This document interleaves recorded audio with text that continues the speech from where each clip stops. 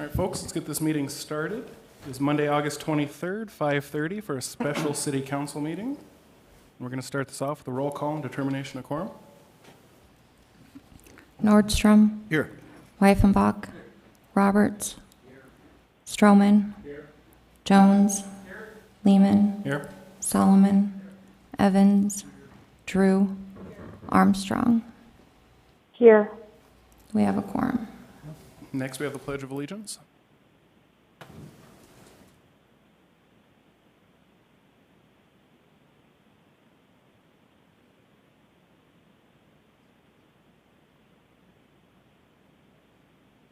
One nation, under God, and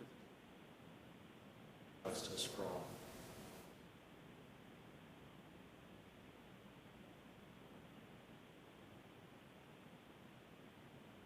Now I will entertain a motion to adopt the agenda.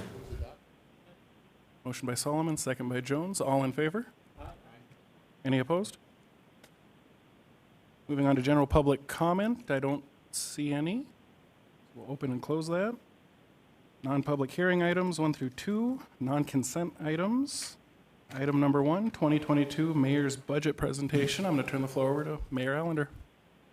Excuse me, Mayor, you handed out a bunch of handouts to us, but Greg didn't get one. Is anybody else not Okay. Okay.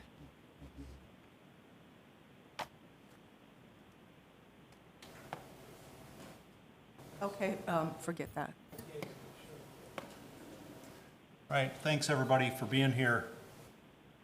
First of all, I probably said everything I'm going to say tonight in a previous budget presentation. So I'll just point out what one of the glaring differences is with this budget and other budgets. And that is that this budget presentation is prepared directly in response to the growth of our city and the increased activity we've been having over this last year. We've got some data available. Steve? Yeah. Could you use the other microphone, or it's really hard to hear you when you use that one? Can you hear me better here? Okay.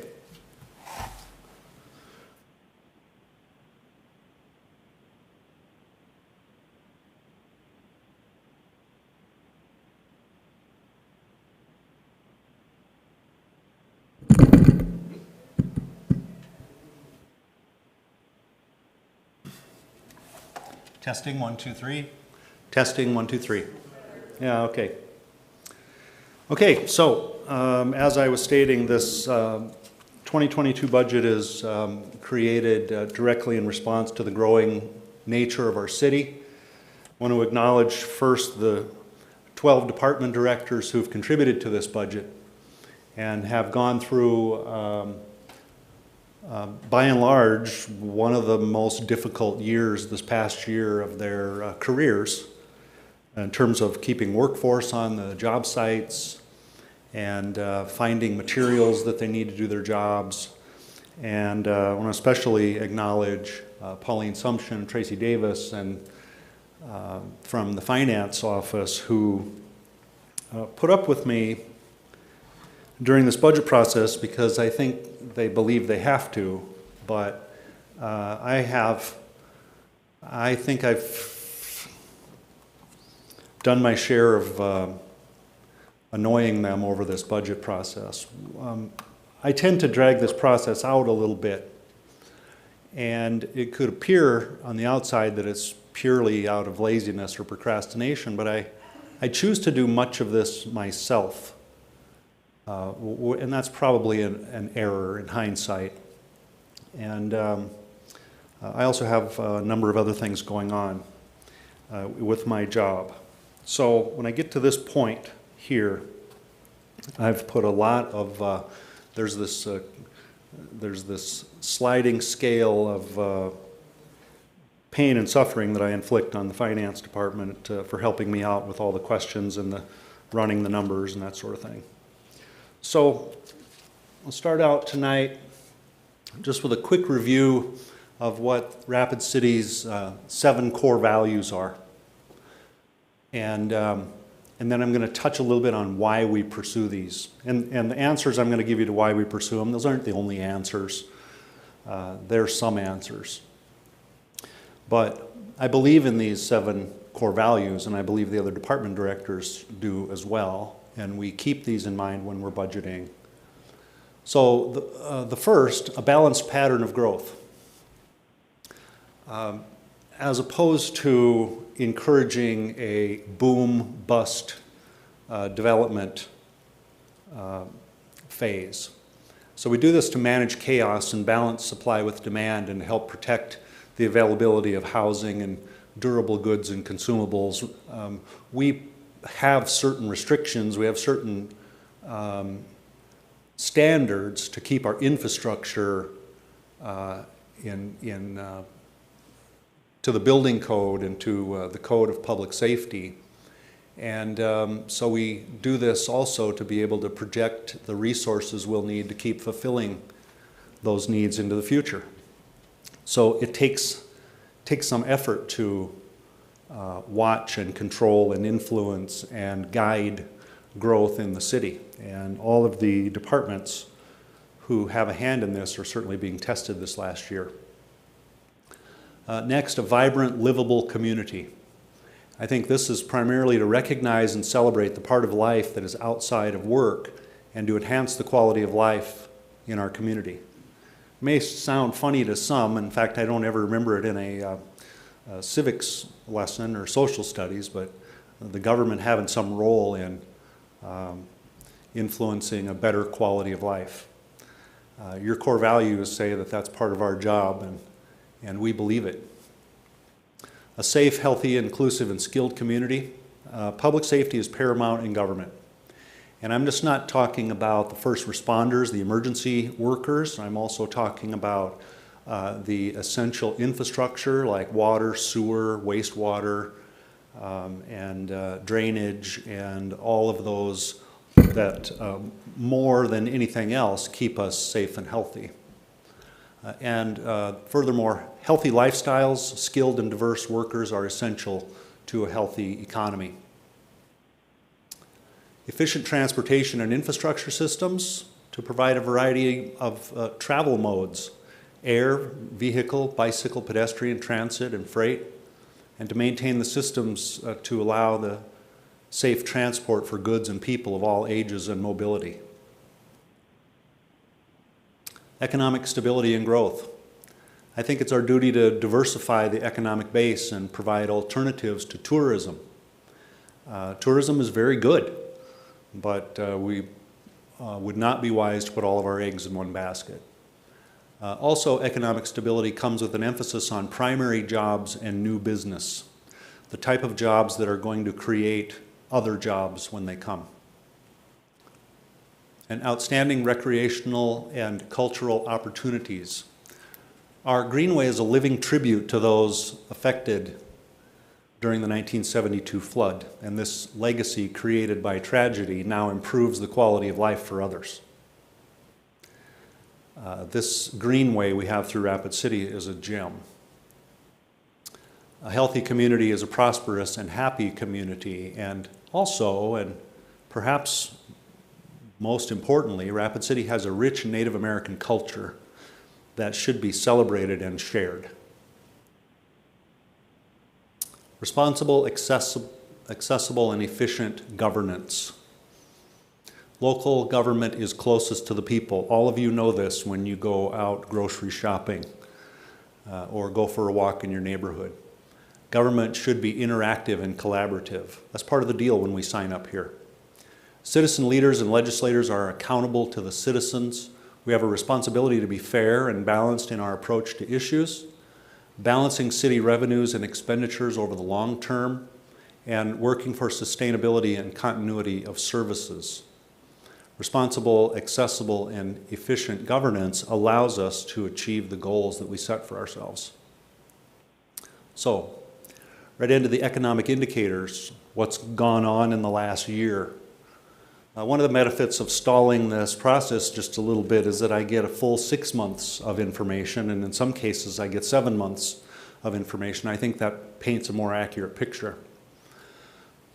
South Dakota's gross domestic product took a bit of a tumble in 2020, understandably so.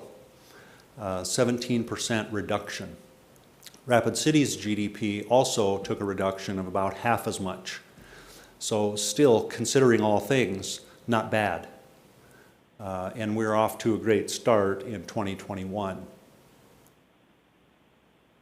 The average weekly wages in Rapid City, June 2019, they were $721. During the pandemic, they went up 18% to $851, and this was in part because of the COVID payments, the payroll protection plans, and that sort of thing.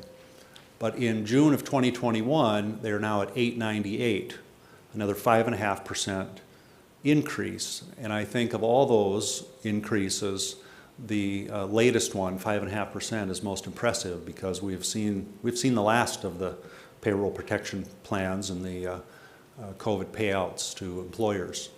So the average wage is building, and that's good news. Unemployment, on the other hand, in Rapid City is 3% and falling. And that sounds good, but it feels less good when people, businesses, and even your government are trying to hire people. Rapid City Regional Airport Enplanements. Now this is a very busy slide with a lot of numbers, and it's way more fun and informative to look at it using this graph. In April of 2020, Rapid City Regional Airport boarded 1,400 people onto airplanes, 1,400, and in July 21, over 50,000. So the travel industry, the airline industry, has picked back up. And in June and July of this year, Regional Airport is back to setting records each month for the most enplanements in our airport's history. Not by accident either. There's been a lot of work gone into making air travel safe, making people feel comfortable, coordination of multiple agencies and private entities, and so far is a success story. Hotel occupancy up slightly from 1 year ago, from 32.5% to 83%. And in August, so far, 87.4%. Housing demand, median sale price 1 year ago, $227,000. 1 year later, $365,000. 1 month later, $384,000. Average home just went up $20,000 in the last month, and $120,000 or so dollars. Yes. Where'd you get that number? This comes from Elevate Rapid City. I'm not sure what their source is. They're wrong. Okay. Okay.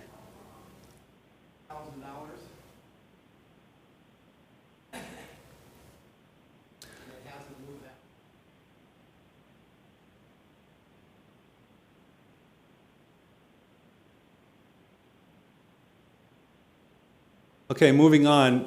Rapid City general sales tax collections, less the gross municipal receipts tax for the first 6 months. When we put these numbers together and I made the graph, I sent it back to our finance director to find out what error I had made, and turns out I hadn't made one yet. The general sales tax collections for the first 6 months are simply outstanding. And according to economic developers, this is not a quick bubble. This is more of a sustained condition. So we see $33.5 million in the first 6 months of 2021. The BBB tax in the first 6 months, you can see the dip in 2020 due to the pandemic, but then the rise in 2021, which really again indicates the power of travel and the value of Rapid City being a destination. Building permit valuation, these are full years from 2014 to 2020. We had 4 years in a row over 300 million, and in the year of the pandemic, we dipped below 300 million at 276 million. For the first 6 months of those years, we are making a comeback. We're at nearly $200 million after the first 6 months. Not our record year, but close. Challenges to this year's budget and things that had to get heavy consideration. I always say this, and I'll probably just continue to say this every time I have the opportunity, but it's our natural overdependence on sales tax revenue. It is our largest source of revenue for the general fund, but it is also the most volatile.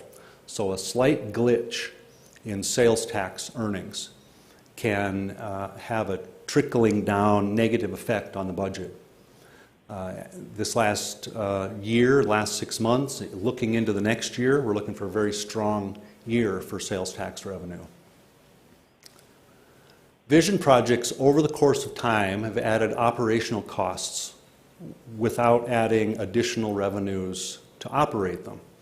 Now, this isn't a bash on the vision projects or the vision fund program, but since we're in the middle of a vision process right now, I would just ask you to keep aware that although with many examples in the past, we create projects with the vision fund, but we fund their operating costs out of the general fund.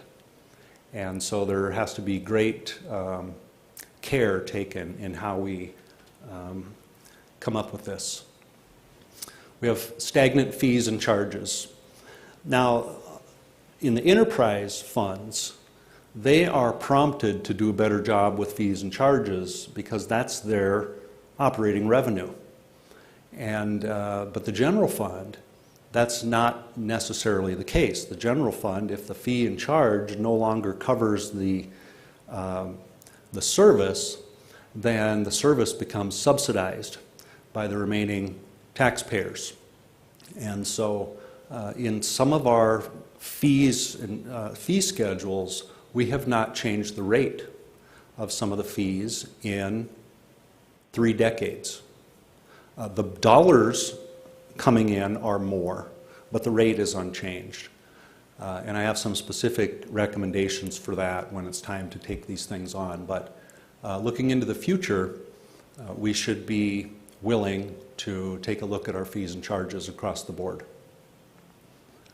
Lack of cost recovery policy or philosophy, and specifically what I'm talking about is the services that the city provides out of the general fund specifically, such as recreation. Recreation is the best example because everybody knows the neighborhood swimming pool or the park or the swim center or the ice arena.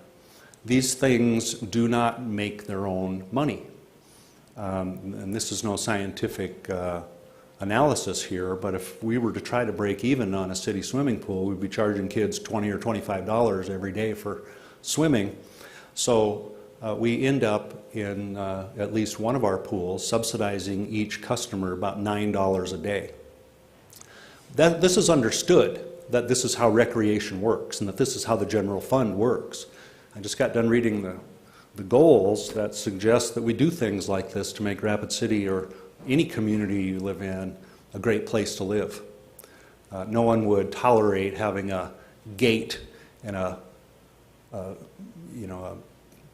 teller or a cashier at the entrance of every school or city park. So that's totally understood. But what should the rate recovery be? Should it be 40% or 50 or 60? And your parks professionals are looking and hoping for your input in the future on this. That would set up a structure where if the revenue was falling behind the stated recovery policy, that a rate adjustment could be perhaps more seamlessly accomplished than by coming back and hashing it out every time. The property tax CPI debate. I've been vocal on this. I'm not bringing this up to pick a fight with anyone, but Rapid City remains the only city in the state that takes a separate vote on whether we should accept the CPI property tax increase. When I calculated it last, about 5 years ago, it was averaging between $5 or $8, $5 to $8 per household per year. And that's not the whole story with property tax. So I think there's a lot to discuss on this topic. And there's a lot of reasons to take a look at the current philosophy on it. But certainly won't be doing that right now. More challenges. The demand for city services are growing. It's unquestionable. Our population growth from 2010 to 2020 was 15%. And those were the slow years. So now we're starting on a year that's setting all types of records. In the same 10-year span, we added 2,200 single-family units and 2,300 multifamily units. And this one got me. From 2019 to 2020, we pumped 500 million more gallons of water, 1 year over the other. 500 million additional gallons of water. And so this really punctuates the early warnings coming from the Public Works Department that we're going to be working towards a solution to deliver water more efficiently out to the east side of Rapid City, and talk about a new production plant and that sort of thing. But water is a precious resource. I think everybody agrees with that. Rapid City taxpayers paid for and own 89% of all the water stored in Pactola. Therefore, 89% of all the water flowing down Rapid Creek. That's our main water source, that and a series of wells. But it's all on the west side of town, and we are expanding east. So there will be more to talk about on this in the future. New water taps installed, 2019 it was 269, in 2020 it was 415. During the pandemic year, solid waste accounts are up 553 this year so far, compared to 236 all year last year. Utility bills used for solid waste disposal have gone up from 7,000 tons to 11,500 tons. So these are those loads of garbage that every water garbage customer gets one per month free. And there's an opportunity in the future to revisit whether that's the right policy or not, because these are loads, these are tons of garbage that has to be processed with no corresponding revenue. So, and again, a future conversation. Tons of yard waste disposed of, up again in 2020. More challenges, homeless population growing quickly. Emergency services employees are overworked, underpaid, and understaffed. And that's an issue that I have addressed in a letter to the council. I've spoken to 6 of you personally about it, and this is a dire situation that needs a remedy. There's increased need for human services. The workforce is lean, bordering on scarce. We are having to offer higher starting wages to get people to work here. Workers do not stay under many adverse conditions, such as a high workload. Department directors and managers struggle to keep a workforce going and spend an inordinate amount of their time on hiring and personnel issues. These are things that are coming to bear now that we really need to take a look at and decide how to correct. And the community political division, I thought maybe I shouldn't even bring this up because somebody will think I'm pointing fingers, but the fact of the matter is we are kind of a divided community, and that makes us less likely to build consensus around community solving, problem solving. So that's a little bit of a challenge as well, so it deserves to be up there. So 2021 budget by the numbers. Keeping in mind everything you've just heard, and that's the short version of it, we have the general fund revenue here. General fund revenue is up significantly, and See the various sources of revenue there. One that's not up is court fines. Understandably so, and in a example I pointed out in the written document I sent you, police officers have less time to do traffic enforcement and these type of things. So we see those falling by the wayside slowly but surely. And down to the near the bottom of the page, previous year unspent budget authority. So it's taken me 6 years to figure this out. I thought this was the same thing as undesignated cash. And in about 2018, me and this council had a bit of a sideways discussion about the use of undesignated cash to balance a budget. And I still think I was right, by the way, but the council won, and we stopped using it in about 2018. But as we look at the budget this year, what I was really talking about was not undesignated cash. What I was always talking about was the previous year's unspent budget authority.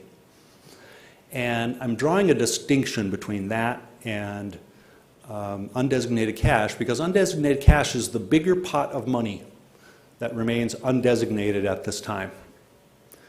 Last year's unspent budget authority is just that, the money that was budgeted in the previous year that went unspent, which averages between $3 and $4 million annually. Now, it may not be spent because maybe a project didn't go through, or we couldn't get vehicles ordered, or you have city employees who legitimately are out there trying to save money and do things in the most efficient way possible. So at the end of the year, they turn back $3 to $4 million every year. So what I'm proposing for this year is that we earmark $2.8 million of 2021 funds that will not be spent to roll over 1 year into 2022. Now, something could happen and that could pose a bit of a threat, but not without getting the attention of our finance officer. And in some time early in the spring, say March or so, we get all the bills paid, all the dust settles from the previous year's accounting, and we know exactly how much was left over. At that point, we could compare that amount with the amount that we budget in this instance. And if an adjustment needs to be made, we make it then. But I think doing the opposite of this, I think not allowing this money to be brought forward 1 year will likely cause some gamesmanship like we see in the federal government in their budget. When whatever you don't spend, you don't get back, therefore spend it all. And stockpile supplies and stockpile, I mean, you know the stories. You know somebody who's worked in the federal government. And so I'd like not to do that. In fact, I would like to reward the employees that spend carefully and wisely and get the lowest price, the most reasonable price, and don't spend it if it's not needed, to leave that money in the previous year to be used in the next year. I'd be glad to talk about that more as time goes on, but that brings our general fund revenue up to $76,600,000, which is about a 10.6% increase. And here's how the revenue looks. Again, sales tax being 41% of all of our general fund revenue.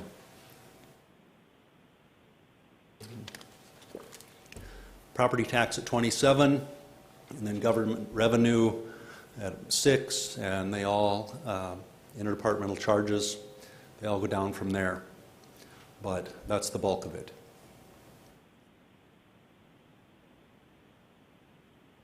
Okay, general fund expenses. Now, there's some dramatic percentage increases, and that's why I'm going to explain some of them. The mayor's office going from $611,000 this year to $965,000 next year. That is because of the additions of $40,000 for the Downtown Ambassador Program, because there is difficulty funding that program, and we've seen that the need is required for more months other than the summer months. We have a long season here, and we may even make that a year-round operation. That is run and administered by Destination Rapid City. Also in the mayor's office budget is the proposed $295,000 for the new approach to homeless response, and that brings us up to this $965,000. The council budget is up also, and here's why. I added back in the $100,000 council contingency fund.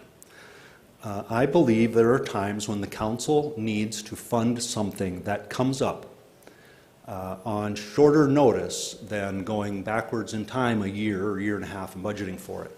So shorter notice would allow you to use this funding source for small projects or other things. Historically, it's always been there. And when we started leaning out this budget of 6-7 years ago, we took that down to $50,000. We eventually took it down to zero. But I think the council gets cheated on that. So I've added that back in for $100,000.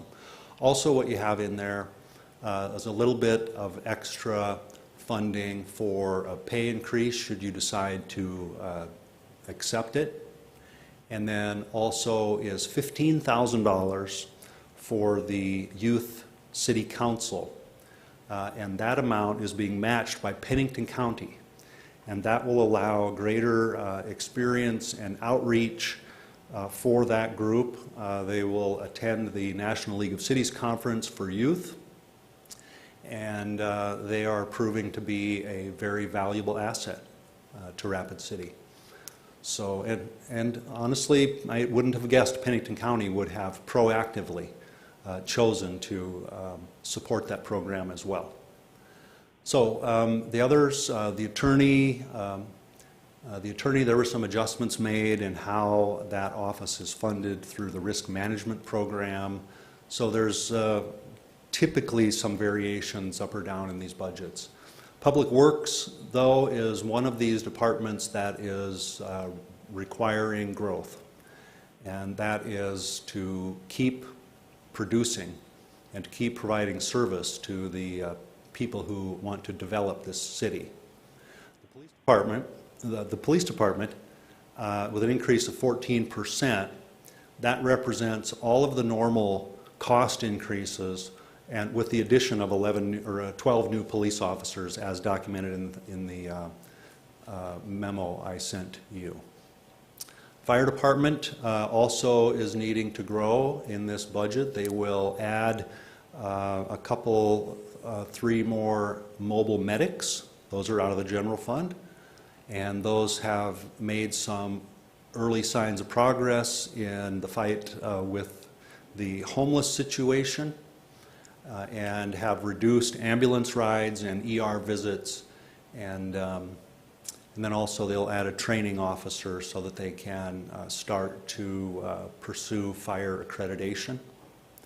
Human resources, a big percentage jump, but realistically they are back to 2019 funding, asking to fill all of their authorized positions. So 2019 funding with cost of living and other overhead costs covered in there.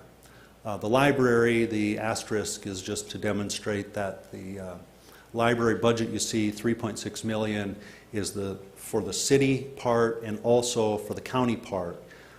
There's funding that comes from the county, or $400-some thousand that comes from Pennington County, and so that results in a budget increase on the library of $400,000.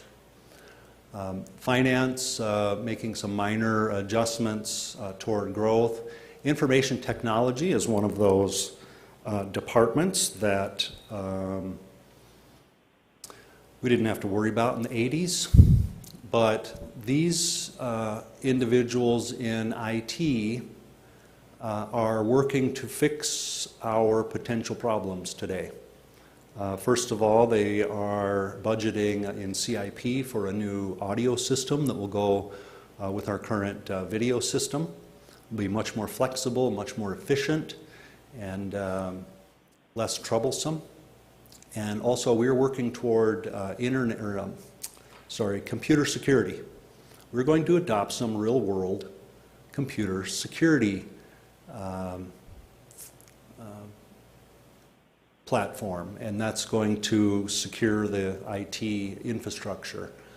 That requires more training, more attention to that, and so we have an increase there as well. Parks and Recreation, always making parks better, always adding amenities, and so we have a 8% there as well. City Hall maintenance, this is getting to the point where we're figuring out what our needs are with City Hall maintenance. I think we started that program in around 2019 or 2020 when the schools moved out. And Pennington County Care Campus, that is what we know as detox. That's the safe beds. That's the alcohol and drug treatment. And the demand on that place has been incredible over the last year, and expenses are up accordingly. Dispatch, on the other hand, was down just a little bit. Emergency management looks like it's up a lot, but this represents a one-time purchase for upgraded audio-visual and IT equipment, and this was approved by that organization's user board, which is city, county, state officials. So search and rescue is flat. Humane Society, this is also a big jump in Humane Society, and as any of you have known, I've been skeptical of how much we should be paying the Humane Society, and I've scrutinized this over and over every year. So as I immediately took a defensive position on this, talking with their executive director about all the things happening there, then I went back to a 2016 document that we had received from Casey Peterson when we hired them to do cost accounting in the Humane Society, because I disbelieved that the costs to the city should be so much. And this outside accounting firm did the work and showed us that the requested costs were appropriate. So we adjusted them for that year. And so their request of $379,000 is just a few dollars off if you were to go back to 2016 and add 2% every year onto that contract. We'd be in the $360,000 range. Working against violence, 2.4%, and they're doing great work over there. Unfortunately, they have a lot of work to do. DAL, the Rapid City Arts Council, is up. These arts organizations, I think, are getting their feet back under them and getting ready for a new season. Economic development's flat. This is operations money that we pay to Elevate. This is over and above the money that they request through Vision. And then the Black Hills Council Local Governments is static. Journey Museum. Looks like I just put in there $50,000 extra dollars because Troy's a great guy. It looks, but in fact, this 2022 budget number represents $50,000 additional dollars that are put there for the 50th anniversary or the 50th commemoration of the Rapid City flood. Troy and his group are one of the cornerstones of this memorial committee, this activity, and it will be much easier and seamless for them to spend it out of the Journey budget than it will be ours. It can be separately accounted for. We can see what's been purchased with city with this $50,000, and also this $50,000 is being matched by, the goal is to get this matched by other donors. So Greta Chapman and Troy and the crew working on this behind the scenes are leading that charge. The others are Performing Arts is requesting $4,000 more dollars for the Performing Arts Center. Everything else is stagnant here. Arts Contingency Fund back at $100,000 for the second year in a row. Brings the total general fund budget to $71,257,000, or 12% change. And here's what the general fund expenses look like. These are our priorities in the general fund. 50%, 50% plus in public safety. And so you know,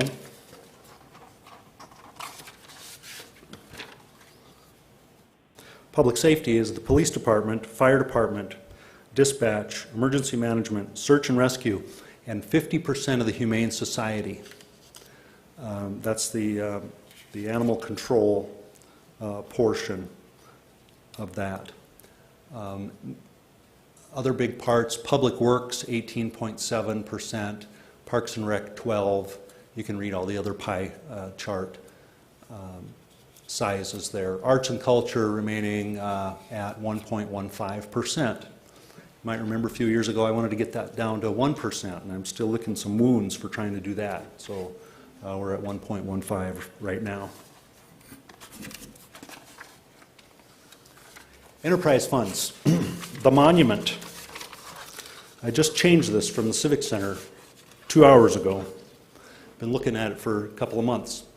The monument, adding a new arena and 3 new FTEs, all the rest being done with existing staff. That does result in a $3 or so million budget increase. All budgeted for on the revenue side. No subsidy from the general fund being sought here. Fire department EMS operations up 10%. Regional airport, look at that, 69.9%. I imagine you guys are wondering what's going on with that, but I had the same questions, but really here it is in a nutshell. Rapid City Regional Airport has received a COVID relief grant for $11 million for airport improvements. And so they put that in the budget, and that's where we end up. So that's a significant increase to that budget, almost doubling. Under Parks and Recreation, Meadowbrook and Executive Golf, I have to tell you now that both golf courses are in the black. We made a change in management a year ago. It was a bit controversial, but those things are working out, and this is in the black, and things are running smoothly out there. Congratulations to Jeff Beegler and Christy Lentz and the crew out there. Enterprise funds continuing. Public Works. Collection, solid waste collection, disposal, and the materials recovery facility. Those are all growing operations, as I indicated with some of the challenges earlier. The solid waste capital projects are continuing as always. In the water department, there's also some growth, especially under water reclamation, and they are building for capacity. They are expanding and improving their services and meeting federal guidelines. So we have total enterprise funds in 2022 of $93 million, a 21% increase.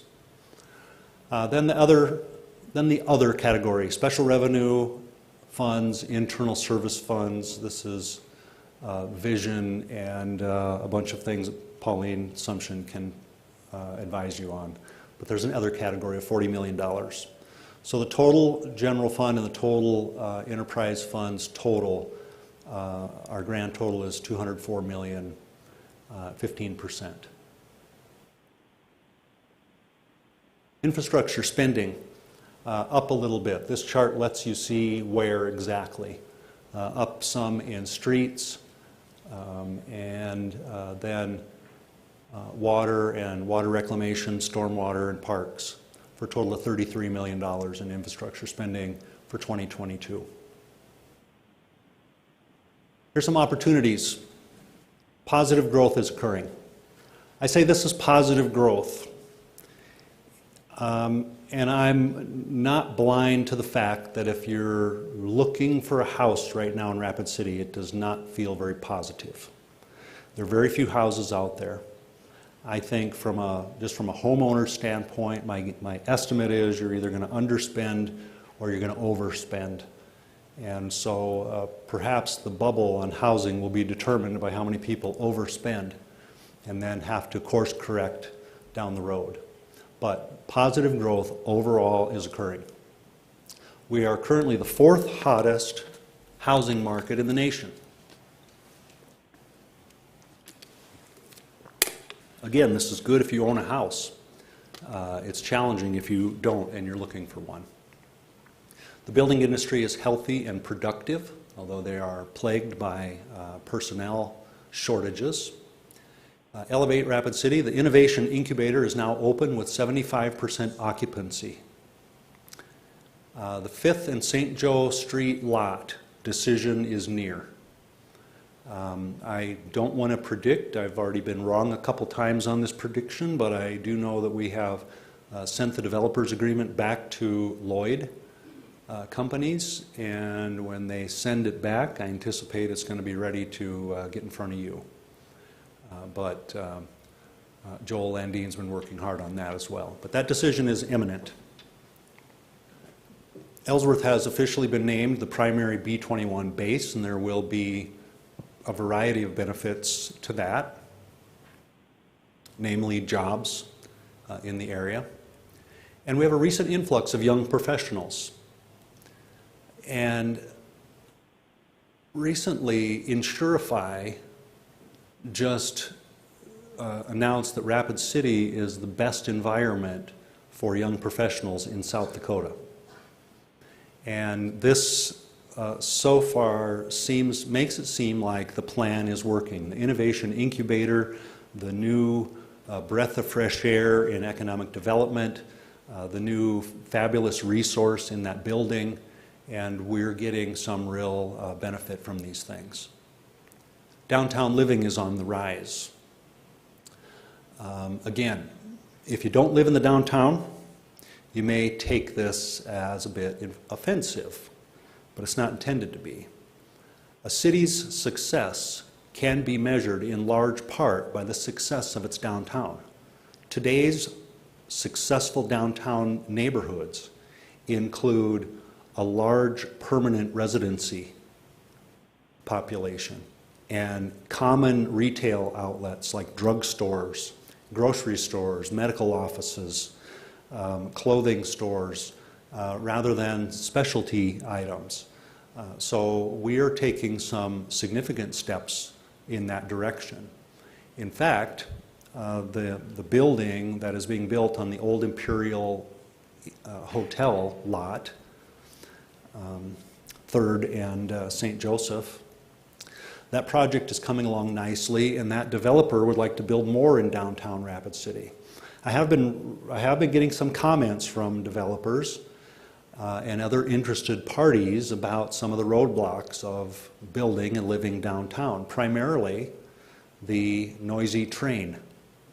And in 2018, city staff did a study on a quiet train plan that would meet certain requirements that would allow the train, give the train authority to stop blowing the whistle on the west side near Cross Street, out there by Founders Park, all the way over to Maple Street on the other side of East Boulevard.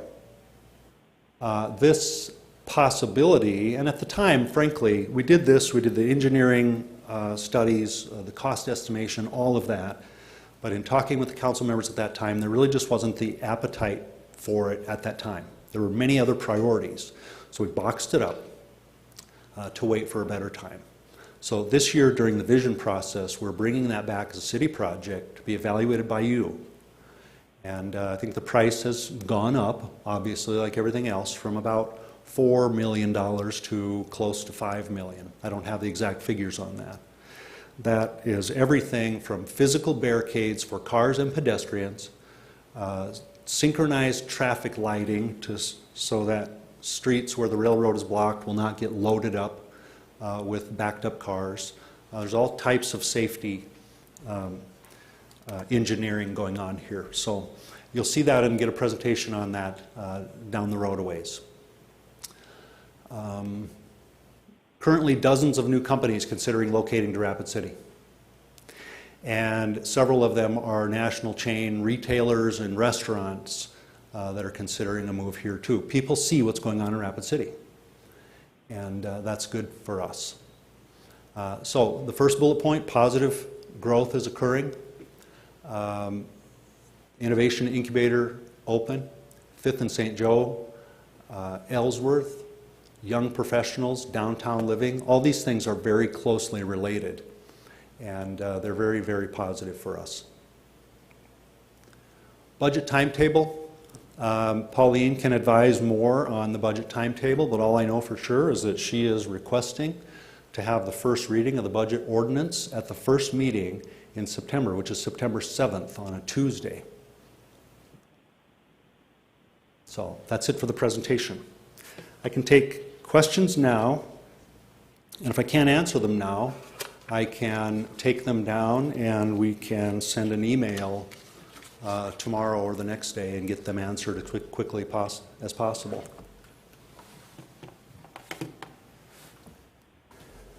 Mayor, I have a lot of questions, so should I just send them to you in an email? Is that easier? That'd be great. I would ask you to send them to the email address mayorsoffice@rcgov.org so that we don't have a chance of missing it. Okay. And we'll go to work full-time on question answering here starting tomorrow. Ron Weifenbach? Thank you, Mr. Chair, and thank you, Mr. Mayor, for the presentation. There was a few questions that I had that I wrote down as we were talking here, and it seemed to, maybe I need some clarification on. One of the points we talked about sales tax revenue. I've seen the sales tax revenue change up and down, but overall, and you even yourself mentioned that at one point that it was, the indicators are strong, that it's going to continue on the rise, and obviously with inflation, because sales tax is percentage orientated, it's going to be strong, but it's listed here as a challenge. I just wanted you to think about that one. There was some mention of stagnant fees and charges. Most of those that I know of are percentages. Obviously, you're going to probably present those to us at some point. You'd mentioned about the vision funds, some of them that are costing money each year that I'm not sure exactly which ones those are. I'm assuming that maybe at some point you'll present that to us. We looked at some of the enterprise funds and understand that those funds are all driven by fees and whatever. And one of the things that I found after sitting on the board at the landfill and those types of things, that there was a somewhat lack of, it's like the train went off the track before the council was aware that the train was going off the track. And I'm hoping that as we move forward in the future that we can identify this, maybe through an annual report. I know years ago, the department heads would bring annual reports. I think you kind of hit the nail on the head a little bit when you were talking about spending the budgeted money and going, hey, we need to look at this again. I think that if we take that philosophy going into the future, we're not going to end up with these big changes all at one time. If we knew that landfill was heading down that track a few years ago because of the presentations that we've seen annually or whatever, instead of just saying, hey, look at how flowery and how nice and everything is, but our equipment's falling apart and we're not actually having enough revenue. So I'm hoping that going forward we'll address that and not just have it be a catastrophe at the end. And that's probably why you see the huge numbers and increases on those enterprise funds. If we break that down and report honestly to the council, so these people up here in the future, whether it's us or someone else, knows they can understand that. So there was another question I had about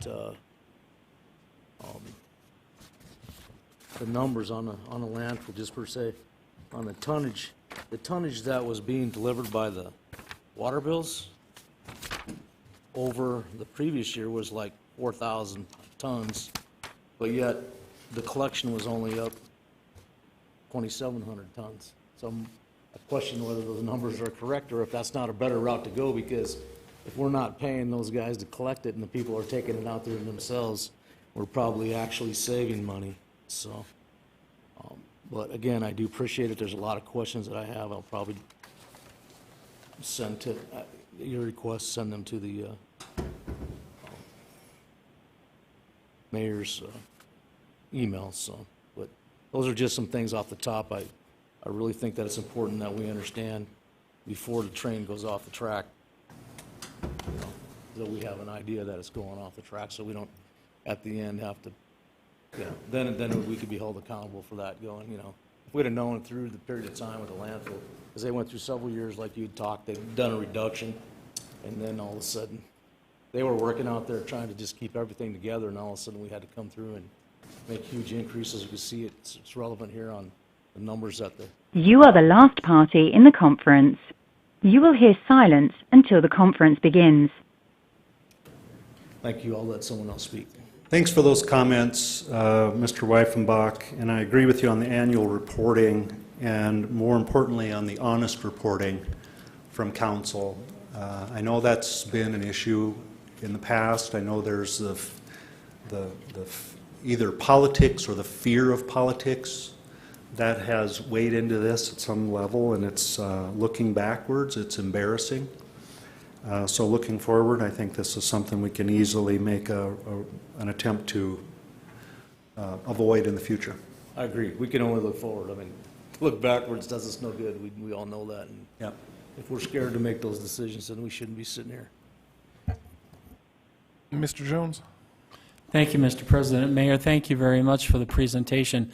I'll just ask one question, and then if I have others, I'll email them. You mentioned that a presentation has, Lloyd Company is preparing to bring something forward for the downtown lot. Last I knew, there were two companies that were looking at the downtown lot. Has one of them pulled out now, so Lloyd is the only one? And you know, how do we know when, as those things are pressing on? That's a fair question, and the short answer is yes, one of them has pulled out, but the other answer is there was only one under consideration at that time. We made a deal, we did a selection process, we made an agreement with one to get a developer's plan in place that got prolonged by COVID. That left the perception of the door being open. A second group came in and wanted to build something there. So we've been tracking that real close now, and so it's back in their hands, and we're hoping to hear from them real soon. Mr. Solomon? Thank you, Mr. President. Thank you, Mr. Mayor, and Tracy and Pauline for putting the budget together. It's appreciative. It's gotten much cleaner over the years, each year, so I do appreciate the clarity, and it makes sense. A lot of things make sense. Of course, I have some random questions and things I may not, if I was to do it myself, my priorities might be a little different, but kind of just three quick things. For one, I think it's important to acknowledge when Rapid City is seeing significant growth, young professionals like to live here, fourth largest housing market in the country, as verified by my realtor extraordinaire up here.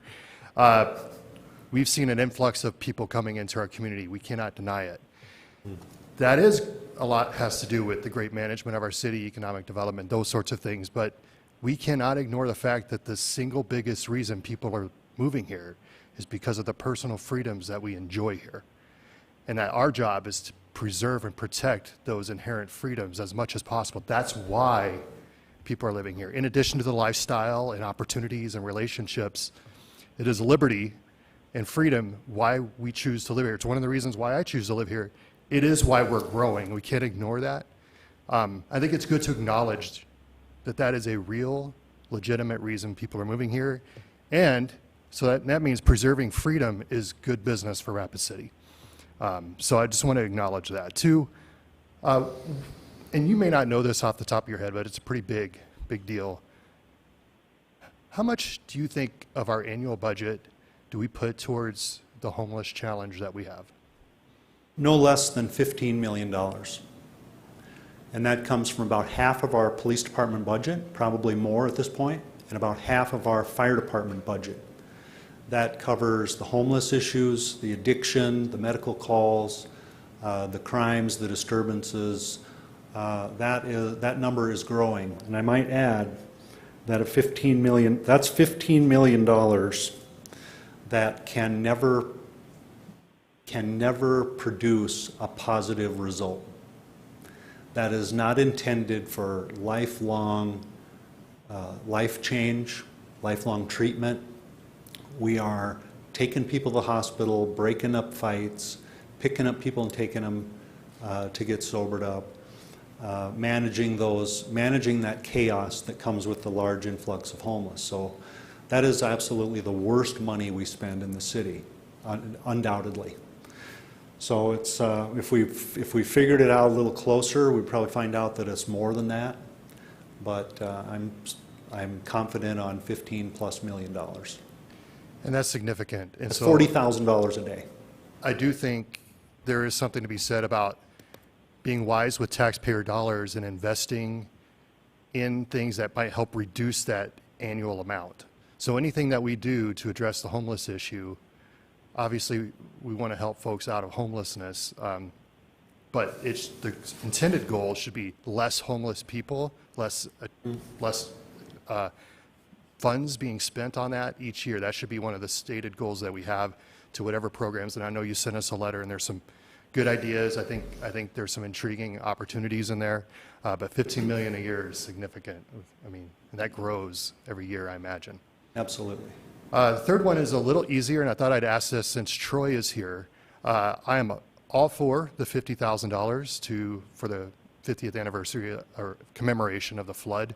I just want assurances that that $50,000 that we are adding to their budget is all going to be spent on the flood and not for ongoing operations of the journey. Can we ensure that that money is earmarked for that purpose only, so that next year won't be asking for the same amount? Correct. Without that. Yeah, I can assure you on that, and I'm sure Troy would assure you of the same thing. The Journey Museum budget's actually down a little bit this year from last year. That $50,000 will be accounted for separately, and we'll have good transparency on that. Good, because it's easy to kind of next year have the same amount, and it looked like we didn't have any growth, but it included $50,000 extra dollars. Mr. Kilpatrick, I know you will do a great job with that. I know it's very meaningful for our community. Spend it wisely, and I can't wait to see what you do with it. Thank you. I trust you will steward it well. I'm sure I have some other questions I can save for emails, but those are just a few things off the top of my head. Thank you. Mr. Stroman. Thank you, Mr. Chairman. And thank you, Mayor, for the hard work, and Pauline and Tracy and everyone that contributed to this budget. I know you didn't just spend an afternoon on it sometime. It's very comprehensive. It's very well thought out. I have emailed some questions to you on some things. I also want to applaud you for recognizing the Journey and Troy's good stewardship of the funds there. I'm sure that we will have an appropriate commemoration of the flood. One thing that I included on the email, but I guess in light of the previous conversation, I was looking at the infrastructure spending, and for CIP streets, we're still below 2019 levels. We're below 2020 levels, and I would like to know if there is some way we can increase the allocation for that. For 2022, you have down 11.6 million or 11.7 roughly, which is less than you said we just spend on dealing with the homeless issues that we have. And I understand it's a tough balancing process, but it just strikes me that we're quite a bit lower on. We haven't gotten back even to 2019 levels on the street spending, so I'd like to see if there's some way we can take a look at that. And that's all I have. Thank you. Thanks for that question. I'll get you a more intelligent answer from Public Works and send it on to you. Actually, I could probably address that. Okay. So what's in the original budget is always based on our CIP policy. That percentage is increasing. I think it's at 62% of the projected sales tax now. And so a lot of it depends on what we are projecting for the sales tax. However, every so often, I also do what I consider recalibrating. So if we think 20 million is going to be coming in for sales tax, I budget the 60 whatever percent of that 20 million. However, if sales tax comes in at 30 million, like it's looking to, and for 6 months in the general fund, I do the recalibration, and that's when they get the extra funding. So what you see in those previous years is probably some of that recalibration, and hopefully in another year or two, we'll do that again. Thank you, Pauline. Mr. Roberts.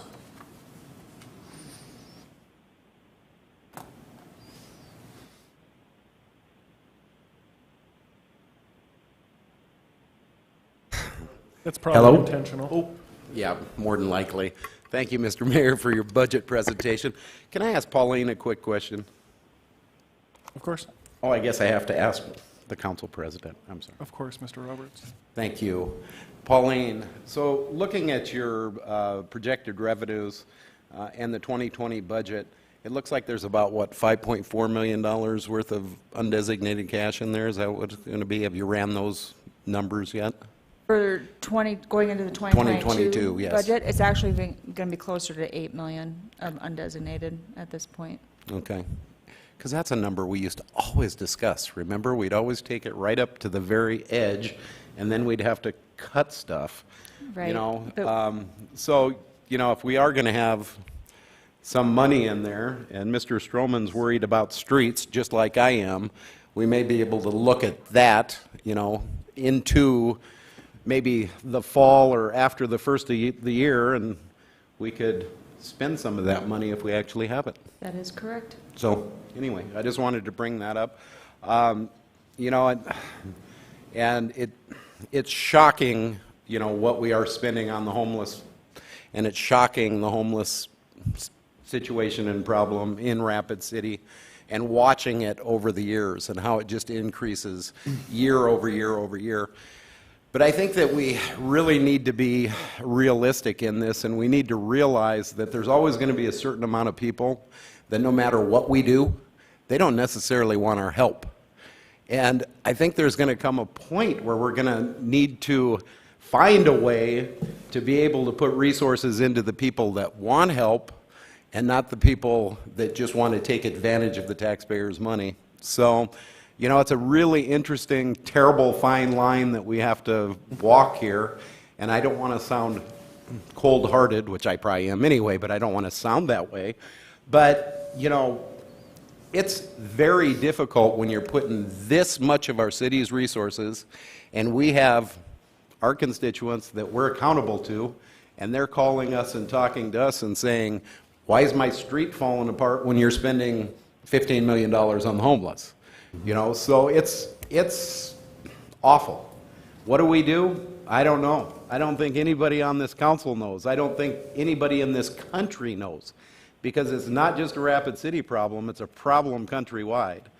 And, you know, the biggest problem is it seems like the more money we throw at it, the worse the problem becomes. So, anyway, it's a dilemma. It's something we're going to be debating on this council for years to come, but hopefully we can find something to help start managing it in the future. Thank you. Mr. Chair? Absolutely. Thanks for that, John. You hit the nail on the head. There are people in the homeless community that are willing homeless and those that are unwilling homeless.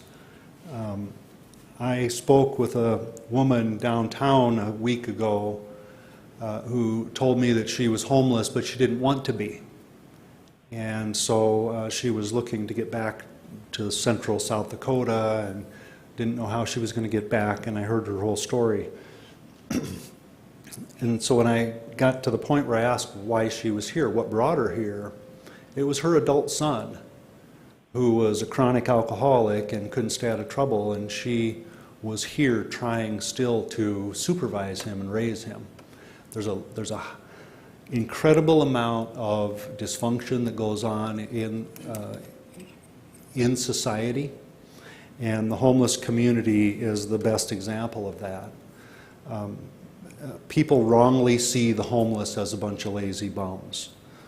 They also wrongly see them as people who just need a little leg up and then they're back in society. It's very complicated. The plan that we've been working on for some time now would put non-police officer caseworkers and social workers out in the field under supervision of the police, with the training of the police, for a slow and careful handoff of some of these lower level incidents. Part of the mission there will be to identify who in the crowd is there unwillingly and would be open to treatment, open to a path forward. And then we should give it to them. As for the rest that are here and have no intention of moving out of that lifestyle, I think we should be focusing or refocusing on protecting the rest of the community rather than protecting that individual. So right now is the time of the year when we need to be visiting with all these folks and letting them know winter's coming. We don't have a warm place for them. There are approximately 100 people now that are outside, sleeping outdoors now in the central part of Rapid City. And if nothing changes, some, perhaps many of them, will freeze this winter. It's inevitable. So it's, you know, homelessness is the only topic that I've been cursed at for being too conservative and too liberal for saying the same thing. People are really divided on it. And I'm divided, I mean, from time to time as well. But we need to rescue those that can be rescued. And we need to find other options. We need to manage others that choose to live outdoors. And it's a very complicated thing. But we know one thing for sure, one thing for certain. The police resources that we're putting on that problem are wasteful. They're not helpful. They're highly controversial. And they're not effective. Anybody can give someone a ride to detox, or anybody can give someone a ride to the doctor. It doesn't have to be a marked police car and taking those police resources. So it's very complicated, and I think if and when we launch the new approach to homelessness, we'll need to be very careful and monitor its progress and its operation every month until we get a feel for it, and then monitor it every quarter. And if it doesn't work, we have to have the guts to pull it back and try something else. If it does work, we have to have the guts to double down on it and do more of the same.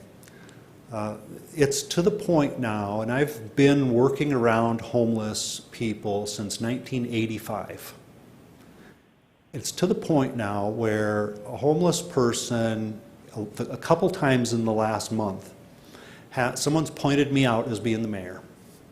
And they came up to introduce themselves. And they moved to Rapid City from a neighboring area. And they're proud to live here. They're proud to be homeless. They carry their whole house in a backpack. And they wanted me to know that they like living here. I've never seen that in my entire life. It's a different generation of homeless, and it requires a different generation approach. So thanks for your support on that, and there'll be more to talk about as we go on. Mr. Nordstrom. Thank you, Mr. President, and thank you to everyone else for making tonight's presentation without making a speech tonight. I would like to make a motion to adjourn this meeting.